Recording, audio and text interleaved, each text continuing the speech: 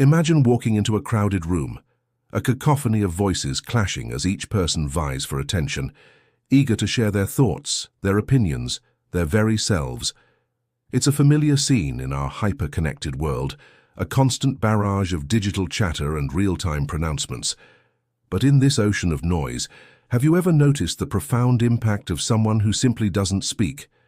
Someone who observes, who holds their peace, and whose eventual words carry the weight of considered thought, cutting through the din like a sharp blade. We live in an age of relentless communication, where the loudest voices often dominate.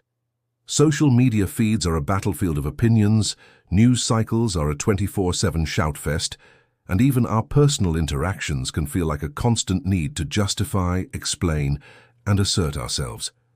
But what if true strength wasn't about adding to the noise? What if the most powerful force we possess lies not in the words we speak, but in the silence we command? Think about it. How many times have you felt that uncontrollable urge to jump into a conversation, to offer your 2 cents, even when it might be better to listen? How often have you replayed a past interaction, regretting the hasty words that escaped your lips? This isn't a personal failing, it's a reflection of the world we inhabit, a world that often equates speaking with strength and silence with submission. But what if this ingrained notion is fundamentally flawed? What if the very act of constant verbalization dilutes our power, scattering our energy like seeds in the wind? Enter Friedrich Nietzsche, a philosopher whose ideas, though sometimes controversial, offer a powerful counter-narrative. Nietzsche, a keen observer of human nature, saw a profound strength in restraint, a potent force in the deliberate withholding of words. For him, the truest form of power wasn't about external domination, but about the internal mastery of oneself. This will to power, as he termed it, wasn't about shouting the loudest. It was about the quiet strength of self-control, the unwavering presence in the face of chaos. Consider silence not as an empty void, but as a fertile ground for observation and strategic thought. In a heated debate, while others are busy trading barbs and emotional appeals, the silent individual can calmly assess the landscape, identify weaknesses, and choose their moment with precision. Their eventual words, delivered with intention and clarity, carry far more weight than the preceding flurry of reactive statements. It's like a chess player patiently studying the board before making a decisive move. But the ability to wield this weapon of silence isn't easy. Our modern world conditions us to fear it. Silence in a conversation can feel awkward, a social vacuum we instinctively rush to fill. Being alone with our thoughts, without the constant distractions of our digital lives, can be deeply unsettling. Why? Because silence has a remarkable power to reveal. It strips away the layers of noise that often help us avoid confronting ourselves. Our insecurities, our unresolved anxieties, the truths we've been diligently pushing under the rug, they all tend to surface in the quiet moments. Talking, reacting, constantly being busy, these can become unconscious defense mechanisms, a form of anesthesia against the discomfort of our own inner landscape. Modern psychology echoes this sentiment. Our brains are wired to avoid emotional discomfort, leading us to seek constant stimulation and distraction. We fill our lives with words, music, notifications, anything to keep us from the perceived abyss of inner silence. Carl Jung, the renowned psychiatrist, wisely noted, "What you resist persists, and what do we resist most fiercely?" Often, it's confronting our own inner emptiness. Nietzsche understood this human tendency towards distraction. He believed that modern society was often sick, not from an excess of pain, but from an excess of noise, lost in superficial conversations, fleeting opinions, and ego battles that ultimately serve only to create a fragile sense of self. Silence, true, conscious silence, shatters this illusion. It forces us to confront who we truly are, without the protective veneer of words and external validation. This is why cultivating conscious solitude is so crucial. Most people dread loneliness, viewing it as a form of punishment. They fill every spare moment with activity and company, terrified of being alone with their thoughts. But Nietzsche saw solitude not as a burden, but as a privilege, a sacred space where the spirit strengthens and individuality blossoms. "He who cannot endure solitude does not love freedom," he wrote. True freedom, the freedom from the constant need for external approval, requires the strength to be whole and content, even in the absence of others. Think about iconic figures throughout history who have wielded the power of silence. Mahatma Gandhi's periods of silence were not just personal discipline, they were powerful statements of resistance and introspection, commanding attention and respect, far beyond any fiery speech.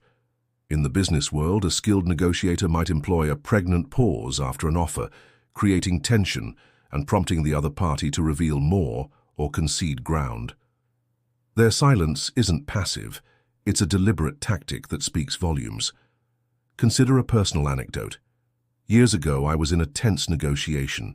My instinct was to fill every silence with explanations and justifications, trying to convince the other party of my position. But I noticed their lead negotiator, a seasoned professional, often responded with thoughtful silence. It was unnerving. In those silences, I found myself second-guessing my arguments, feeling the pressure to break the quiet. It was in those moments of unspoken tension that I realized the power they held, simply by not speaking. Their eventual words, carefully chosen and deliberately timed, carried immense weight and ultimately swayed the outcome. There are moments when silence transcends mere absence of sound. It becomes a potent form of communication in itself. Imagine a loved one who has hurt you deeply. Sometimes, a tearful outburst or a lengthy argument can feel inadequate, but a profound, sustained silence can convey a depth of pain and disappointment that words simply cannot capture. It occupies the space, demanding to be acknowledged, disarming the other person's defenses in a way that accusations might not. Nietzsche understood this brutal elegance of omission. He knew that sometimes choosing not to respond is the most powerful response of all. It communicates, without uttering a single syllable, that the other person's words or actions are beneath your consideration, that they do not warrant your energy. This isn't arrogance. It's a statement of self-worth and a reclaiming of your own power. In a world clamoring for attention, those who choose silence often elevate themselves above the fray. Furthermore, silence acts as a powerful amplifier for the words we do choose to speak. A carefully placed word delivered after a significant pause carries a weight and impact that a continuous stream of language often lacks. It's like a single, precise strike after a period of focused stillness.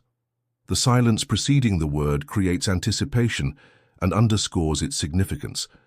Ultimately, the mastery of silence is intrinsically linked to our inner state. True strategic silence doesn't stem from fear or a lack of anything to say. It arises from a place of inner confidence and self-possession.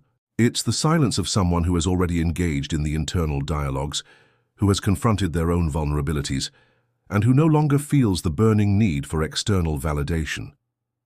When silence becomes a natural extension of your being, something profound shifts in how the world perceives you. People listen more intently when you do speak. They sense a depth and presence that transcends mere words. This isn't about some mystical aura, it's a psychological reality. Your self-assured silence communicates a quiet strength that commands attention and respect. The path to mastering the unspoken power of silence isn't always easy. It requires us to swim against the tide of our noisy world, to embrace the discomfort of solitude, and to cultivate a deep sense of inner solidity. But the rewards are immense.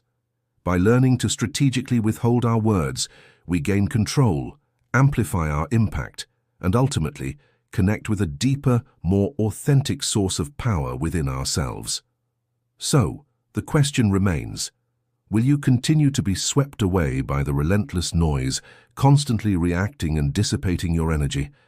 Or will you begin to explore the profound power that lies in the stillness, in the deliberate and intentional use of silence? The choice ultimately is yours. Embrace the silence, and you might just discover a strength you never knew you possessed.